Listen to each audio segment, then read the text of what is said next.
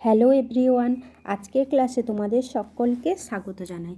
আজ আমি বাংলা থেকে সংস্কৃত অনুবাদ কিভাবে করতে হয় তা আলোচনা করব। আজকের ক্লাসে সংস্কৃত অনুবাদের বেশ কয়েকটি গুরুত্বপূর্ণ নিয়ম নিয়ে আলোচনা করব। আরেকবার তোমরা আমার সঙ্গে এই নিয়মগুলি স্মরণ করে নেবে। তো চলো ক্লাসটি শুরু করা যাক। তার আগে বলি, আমার চ্যানেলে যারা নতুন তারা আমার চ্যানেলটিকে সাবস্ক্রাইব করবে, আর যদি ভালো লাগে অবশ্যই একটা লাইক করে দেবে। দেখো, সংস্কৃত অনুবাদ করতে হলে প্রথমে শব্দরূপ এবং ধাতুরূপগুলি ভালোভাবে আয়ত্ত করতে হবে। দেখো, প্রথম অনুবাদটি হচ্ছে কি 100টি গরু ঘাস খাচ্ছে। এটা হয়েছে শতম ধেনব তৃণানি খাদন্তি বা ভক্ষয়ন্তী। তারপরেরটা হচ্ছে শত শত গরু ঘাস খাচ্ছে, শতানি ধেনব তৃণানি ভক্ষয়ন্তী। এখানে প্রথমটিতে শতম একবচনে ব্যবহৃত হয়েছে, আর দ্বিতীয়টিতে শতানি বহুবচনে ব্যবহৃত হলো। যখন 100টি বোঝাবে তখন শতম হবে, আর যখন শত শত তখন বহুবচনে বোঝাবে।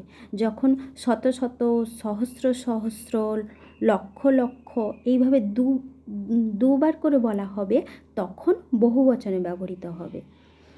আর এক শব্দ, সংস্কৃতে এক শব্দ হচ্ছে একবচনে ব্যবহৃত হয়, দ্বি শব্দটি দ্বিবচনে ব্যবহৃত হয়, আর ত্রি শব্দ থেকে অষ্টাদশন শব্দ পর্যন্ত, মানে 18 ত্রি থেকে অষ্টাদশন শব্দ পর্যন্ত বহুবচনে ব্যবহৃত হয়। এটা বিশেষণ রূপে ব্যবহৃত হয়, বহুবচনে ব্যবহৃত হয়।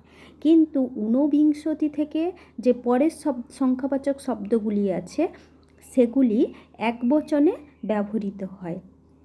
তাই প্রথম অনুবাদে হয়েছে শতম, এটি একবচনে ব্যবহৃত হয়েছে। বহুবচনান্ত বিশেষ্য পদের বিশেষণ হিসাবে ব্যবহৃত হলেও এরা কিন্তু একবচনেই ব্যবহৃত হয়। বিশেষ্যটা যদি বহুবচনের হয় তার বিশেষণ হিসাবে বহুবচনের হওয়া উচিত, কিন্তু না, এরা তখন একবচনে ব্যবহৃত হবে এই ঊনবিংশতি থেকে পরের সংখ্যাবাচক শব্দগুলি। কিন্তু যখনই শত শত, সহস্র সহস্র এইভাবে বলা হবে, দুবার করে বলা হবে, তখন বহুবচনে ব্যবহৃত হবে। হলো। এরপর গরু, এখানে গরু ধেনু শব্দ নেওয়া হয়েছে। ধেনুটা হচ্ছে স্ত্রীলিঙ্গ শব্দ, হস্যৌকারান্ত স্ত্রীলিঙ্গ শব্দ। তার বহুবচনে আছে, প্রথমার বহুবচনে আছে ধেনব।